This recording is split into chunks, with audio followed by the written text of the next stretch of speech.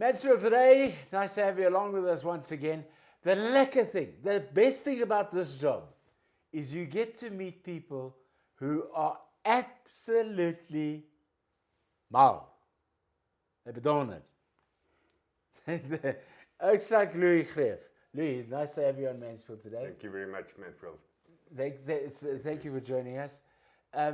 Now, this oak has done all sorts of weird and wonderful stuff. We're not going to go into all of that yet. We're going into the next thing that he is putting on the table called Don't. Dirt only, no tar. Where did this idea come from, Louis? Well, basically, I thought about it probably about 5 years ago. The concept was emanated in my head and stuff. And I actually want to jump ahead of that. The fact is that I was involved in the Camel Trophy series. I don't know if you remember that. Yes, I do. Very well. And then I was kind of wriggled out of that concept and stuff. And then I realized on a trip, I think I was stuck somewhere in Zambia, I realized, okay, I need to do a TV series that involves female motorcycle riders. Because there's no television series ever where you've got female motorcycle riders and male motorcycle riders competing against other teams in tasks and chores and that kind of thing that I've devised and conceptualized. So then I had to come up with a title. And the more I thought about the title, the more I realized that I have to come up with a catchy title that's going to be awesome. And something where international networks will look at it and say, okay, what does it entail and how are we going to get these riders together to compete against each other? So that was the main thing I had thinking about it. I think I had a punch or something in Zambia when that idea came to me.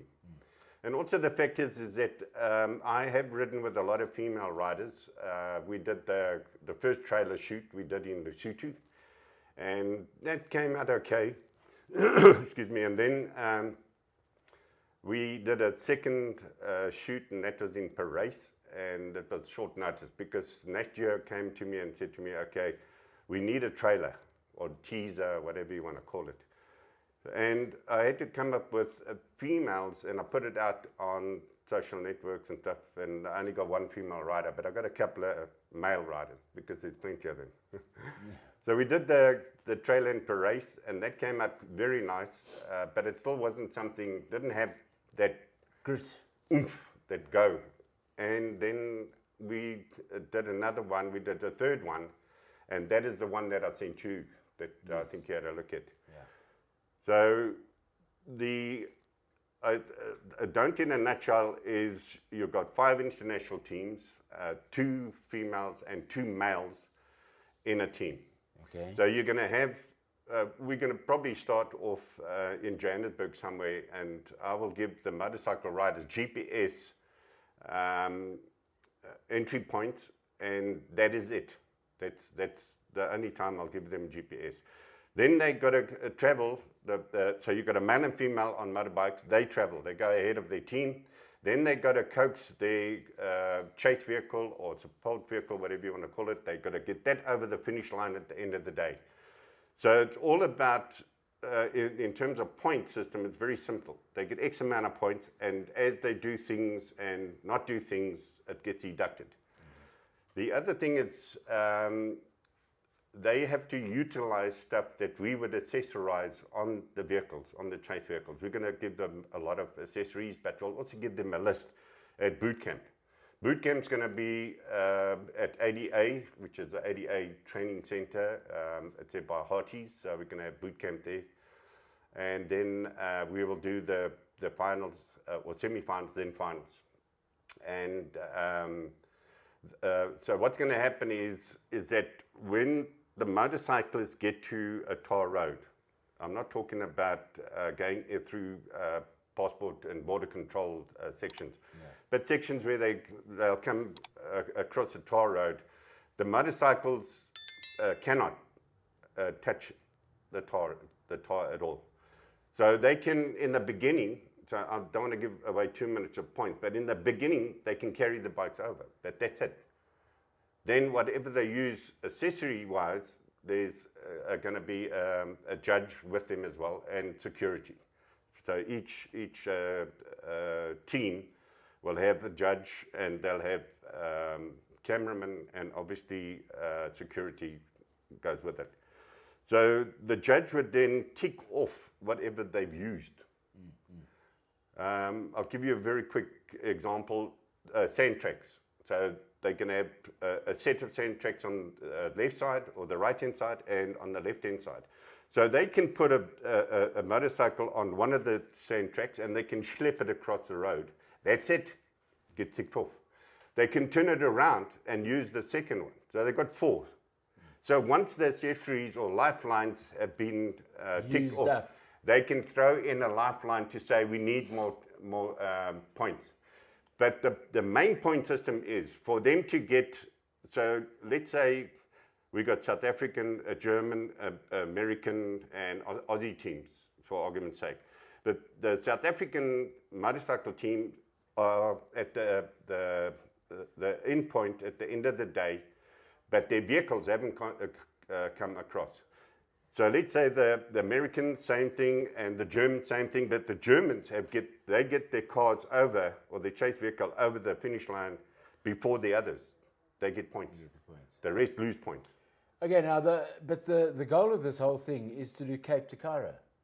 It was going to be Cape to Cairo, so we were going to do 52 episodes, which is basically 4 seasons. Yeah. 13 episodes is a season. So we're going to do, we were going to go from Joburg to probably Zambia or maybe even Tanzania. But I mean, this must have been nailed by COVID and all sorts of other hassles that come with it. Yeah, look, that is why we've got to get permission in the countries we're going to. So this whole Cape to Cairo thing is now fallen by the wayside. So we decided, okay, what we're going to do is we're going to do a bit of South Africa, especially Northern Cape, and then we're going to go into Namibia. And Namibia's got a lot of dirt tracks and that kind of thing. And it's hardly got any bloody tar. Sorry? It's hardly got any bloody tar. Yeah, so the thing is that we would, obviously we're going to have our support vehicles going ahead. We'll have a qualified chef, we've got a qualified catering company on board, we've got doctors on board, we've got medics on board, we've got a medical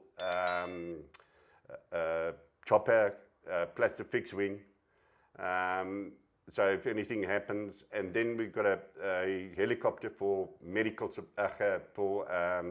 filming support. So we're going to pick up a cameraman and drop him somewhere else. Like you've got a section in Namibia called Van Zyls Pass.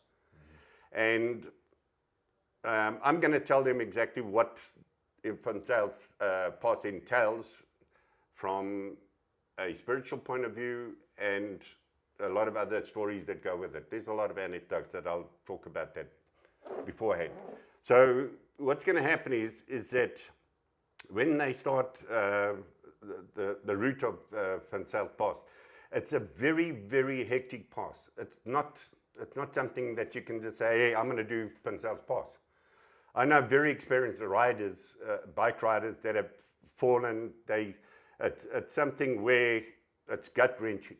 And especially in heat and in your riding gear, it's a lot of angst. And, you know, you got this thing where you want to actually pull your hair out to think, am I going to reach the top? And when I get to the top, how are we going to go down? Yeah, because it's a lot of people that have attempted it in the past. Some of them have broken axles. One guy broke it, he sumped, we repaired that.